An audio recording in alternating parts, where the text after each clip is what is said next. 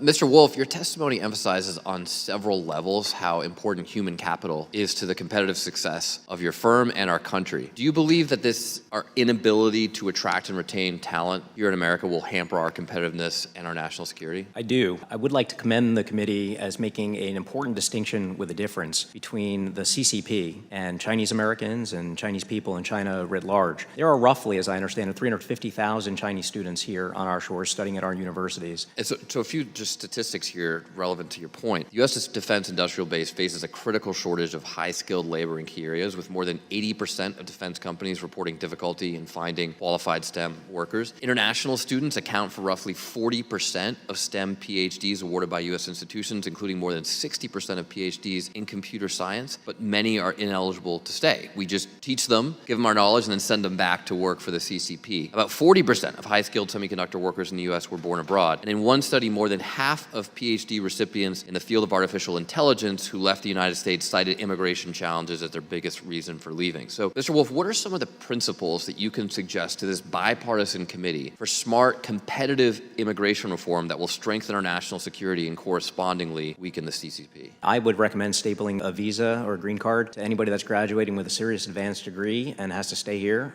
for a period of time. Make sure that the technology and the know-how that they're getting is remaining here on our shores. How important do you think it is to have bipartisan support for these kinds of reforms? Huge.